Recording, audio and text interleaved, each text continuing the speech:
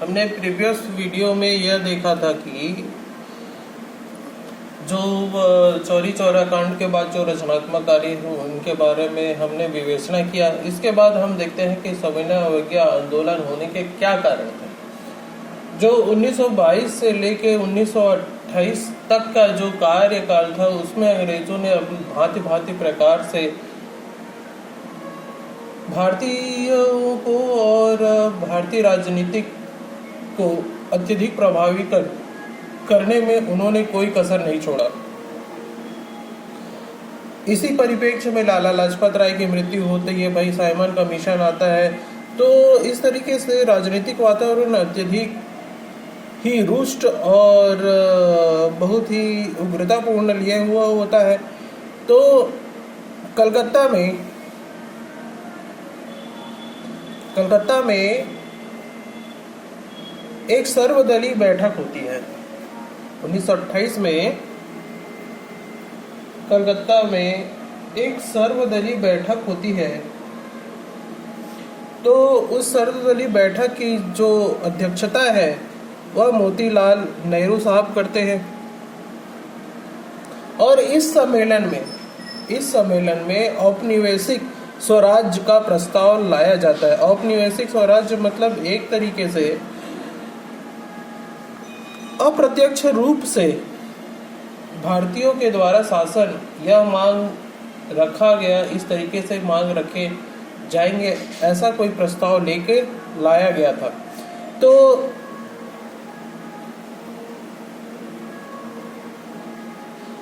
इस प्रस्ताव में यह कहा गया था कि यदि इस प्रस्ताव को 31 दिसंबर 1930 से पहले अगर नहीं माना गया, जो हमारा औपनिवेशिक स्वराज्य का जो प्रस्ताव है उसको नहीं माना गया, तो यह कहा गया कि जिस प्रकार से असहयोग आंदोलन में यह कहा गया था कि किस रचनात्मक कार्य जैसे कि उपाधियों का त्याग और मद्य निषेध,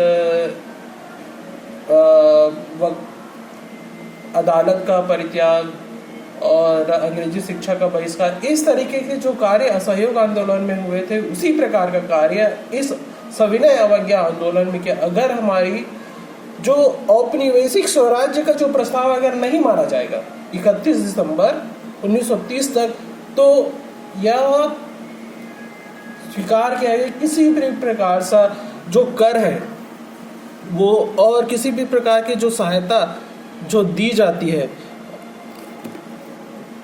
ब्रिटिशर को वह बंद कर दें। तो इस तरीके से जो कलकत्ता में जो हमारा जो सर्वदलीय बैठक हुआ इसमें यह एक प्रस्ताव रखा गया। तो इसी सापेक्ष में 1929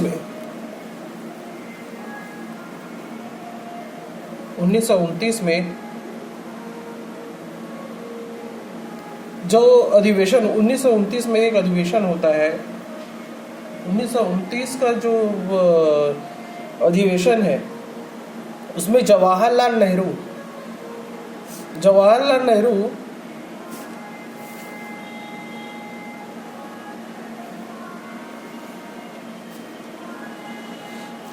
जो लाहौर अधिवेशन होता है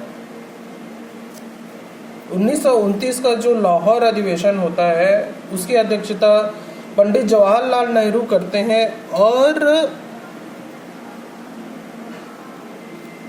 31 दिसंबर की मध्य रात्रि को स्वतंत्र भारत का तिरंगा झंडा फहराया जाता है। तो एक तरीके से जो स्वराज की मांग थी उस पर किया गया यह एक प्रोग्रेसिव कार्य बोल सकते हैं कि 31 दिसंबर की मध्य रात्रि को स्वतंत्र भारत का तिरंगा झंडा फहराया गया पंडित नेहरू के द्वारा।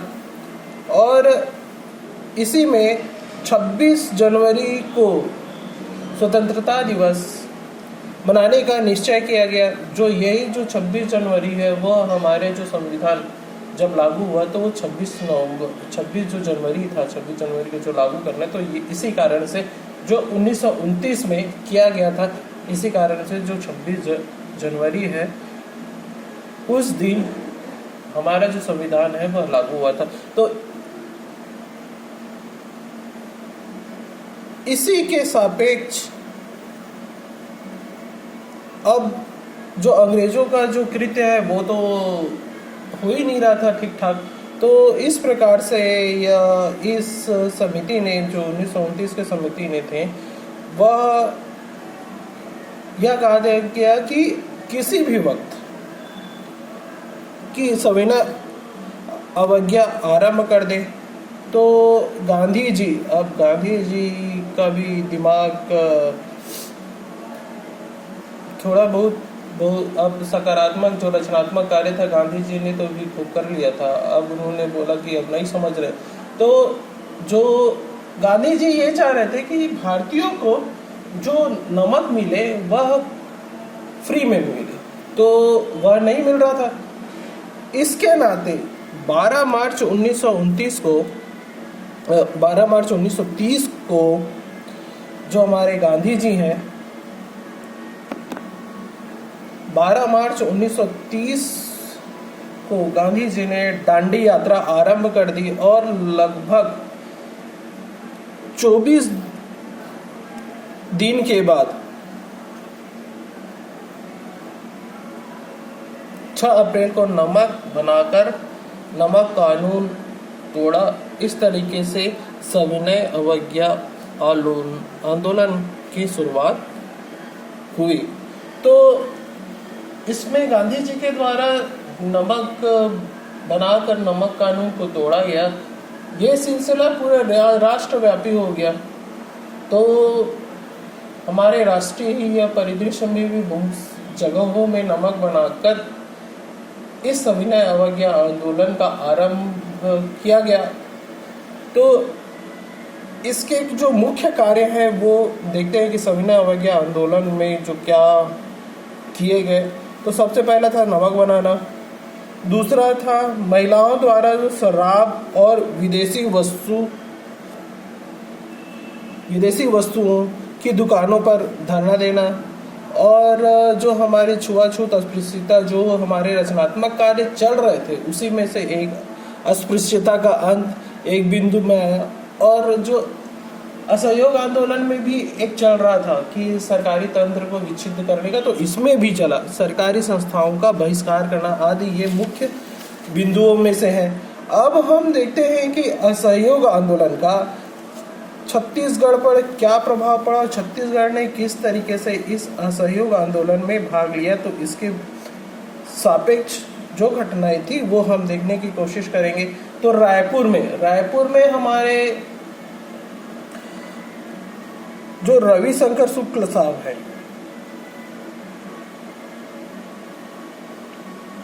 है ना,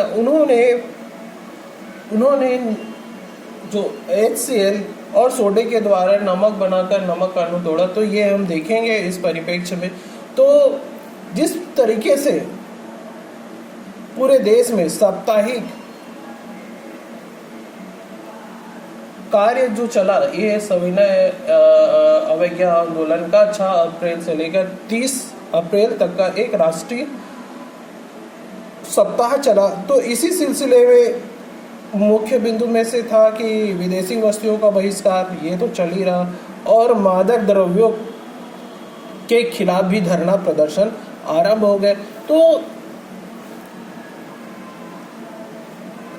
तो 13 अप्रैल 1930 को महाकौशल राजनीतिक परिषद का एक सम्मेलन रायपुर में हुआ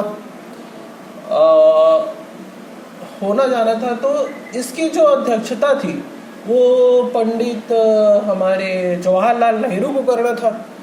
तो जब यह खबर अंग्रेजों को मिली कि हमारे जवाहरलाल नेहरू साहब जी रायपुर आ रहे हैं, तो उन्हें आने नहीं दिया गया और छियुकी स्टेशन पर उन्हें गिरफ्तार कर लिया गया। तो भाई अब गिरफ्तार कर लिया गया तो जो हमारे पंडित जवाहरलाल वो तो आए नहीं। अब कमेटी की अध्यक्षता कौन करे, तो कमेटी की अध्यक्षता सेठ गोविंद दास ने किया। इसी जो सम्मेलन था उसमें हमारे जो पंडित रविशंकर शुक्ल जी थे, उन्होंने हाइड्रोक्लोरिक अम्ल और सोडे से नमक बनाकर नमक कानून तोड़ा। इस सम्मेलन में अन्य नेताओं में थे सेठ गोविंदा जो हमारे अध्यक्षता कर रहे थे, पंडित द्वारिका प्रसाद मिश्र, महंत लक्ष्मी चरण दास, गया चरण त्रिपाठी इनके साथ थे। तो ये चीज़ें मुख्य बातें थी जो हमें जानना आवश्यक था। तो एक महत्वपूर्ण जो प्रश्न में बार बार आता है कि इस अवज्ञा आंदोलन में 5 पांडव, जो छत्तीसगढ़ के परिप्रेक्ष्य में पूछा जाता है कि सविनय अवज्ञा आंदोलन में 5 पांडव कौन थे, तो 5 पांडव में धर्मराज था वामन राव लाखे साहब, भीम थे लक्ष्मी महंत नारायण दास, अर्जुन थे ठाकुर प्यारेलाल सिंह, नकुल थे मौलाना अबुल रऊफ और सहदेव थे शिवदास डागा। तो ये प्रश्न में पूछा जाता है कि धर्मराज थे, भीम कौन थे, अर्जुन कौन थे, नकुल कौन थे और सहदेव कौन थे। तो ये प्रश्न में पूछा जाता है, तो इसको ध्यान रखने वाली, स्मरण रखने वाली बातें। इसी परिप्रेक्ष्य में धमतरी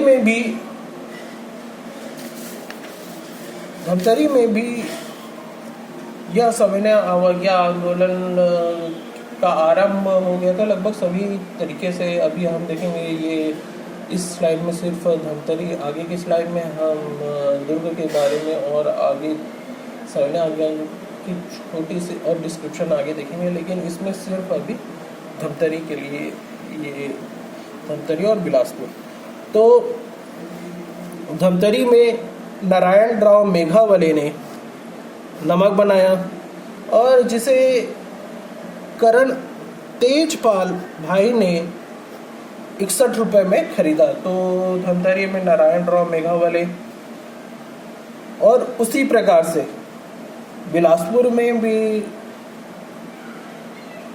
दिवाकर कालेलकर ने शराब की दुकान पर धरना दिया भाई, और दिवाकर की गिरफ्तारी के बाद वानर सेना का गठन किया गया। तो इस संगठन श्री वासुदेव देवरस थे। तो एक क्वेश्चन में पूछा जाता है कि बिलासपुर में वानर सेना के गठन में किनका योगदान, तो वासुदेव देवरस का योगदान था। तो जब यह कार्य चल रहा था तो बिलासपुर में जो क्रांतिक कुमार थे, जो राष्ट्रीय नेता थे, वो बिलासपुर आए। तो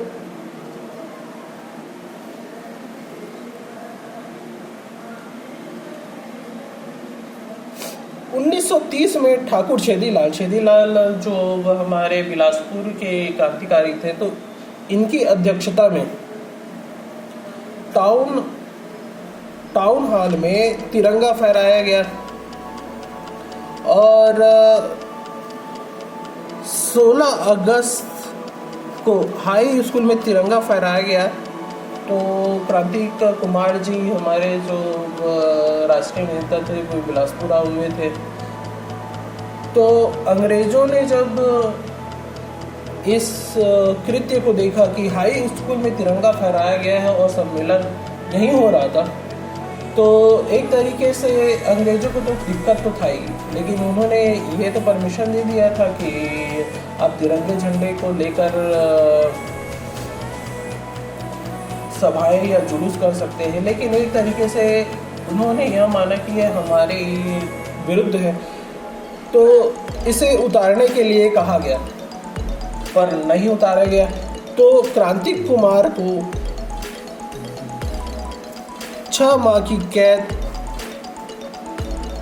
दी गई और यह जो झंडा था, यह कहा जाता है कि 3 दिनों तक यह लहराता रहा। तो आगे की स्लाइड में हम और देखेंगे कि मुंगेली में इस आंदोलन का क्या हुआ और दुर्ग में इसका क्या प्रभाव पड़ा, और कुछ घटनाएं और हैं जो सविनय अवज्ञा आंदोलन के बारे में पढ़ा जाएगा तो एक तरीके से यह कह सकते हैं कि यह विरोध है तो विरोध करना चाहिए।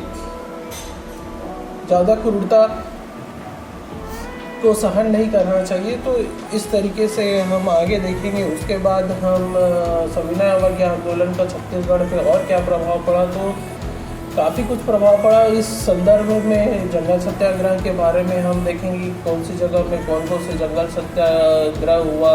हम देखेंगे कि गट्टासिली, तमोरा में यह सविनय अवज्ञा आंदोलन के क्या परिदृश्य रहे, आगे की स्लाइड में हम देखेंगे। उसी प्रकार है मऊ, बीड़ा, कोड़ी आदि क्षेत्र का हम देखेंगे। तो अभी इस स्लाइड में बस इतना ही। आगे के स्लाइड में सविनय अवज्ञा आंदोलन को कंप्लीट करने की कोशिश करेंगे। Thank you.